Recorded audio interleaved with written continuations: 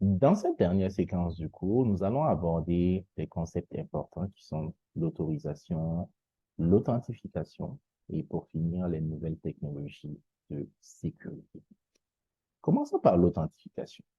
C'est le processus qui permet de vérifier l'identité d'un utilisateur ou d'un système. On prend un exemple très simple. Imaginez que vous essayez d'accéder à un compte en ligne.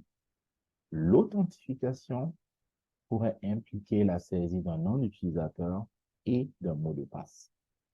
C'est comme si vous devriez prouver que vous êtes la personne que vous prétendez être. Cependant, avec l'évolution des technologies, d'autres méthodes d'authentification ont vu le jour, telles que l'authentification par biométrique, empreinte digitale, reconnaissance faciale, ou encore l'authentification multifacteur qui génère des codes OTP et qui demande à l'utilisateur de faire une double ou une triple vérification ou triple authentification. Maintenant, parlons de l'autorisation. À la différence de l'authentification, l'autorisation permet, une fois authentifié, de déterminer quelles sont les actions que l'utilisateur a le droit d'effectuer. Prenons l'exemple d'un site web. Après, vous êtes connecté à succès, qui est l'authentification. L'autorisation détermine si vous pouvez simplement voir des informations, les modifier ou effectuer d'autres actions spécifiques. On prend l'exemple des documents partagés sur Google Drive. Vous pouvez décider de partager un document à une personne qui a le droit de consulter ce document-là, mais cette personne peut ne pas avoir le droit de le modifier. Donc, ceci est un exemple d'autorisation.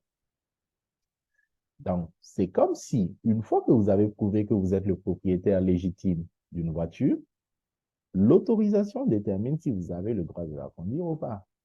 Okay? Vous êtes propriétaire d'une voiture, mais vous n'avez pas de permis de conduite. Donc, vous n'avez pas le droit de conduire. Ensemble, l'authentification et l'autorisation forment un tandem puissant dans la sécurité des systèmes informatiques. Si l'authentification assure que la bonne personne accède à la ressource, l'autorisation garantit que cette personne a les droits appropriés pour effectuer les actions nécessaires. Pour finir, dans la dernière partie de cette séquence, nous allons parler des nouvelles technologies de chiffrement et de sécurité. L'écosystème informatique est en constante évolution. De nos jours, on assiste à de nouvelles technologies qui utilisent de nouveaux algorithmes qui sont de plus en plus performants.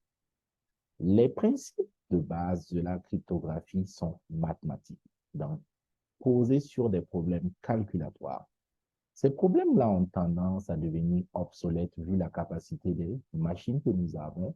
Et si on effectue une projection, on se dit que dans quelques années, les algorithmes qui se basaient sur la capacité calculatoire des machines seront obsolètes. Donc, cela force également les experts en sécurité à proposer des nouvelles technologies de sécurité. Et dans cette partie-là, nous aurons quelques outils de sécurité ou quelques protocoles que méthodes de sécurité émergentes du futur qui seront là également pour garantir toujours la sécurité avec l'avènement des nouvelles technologies.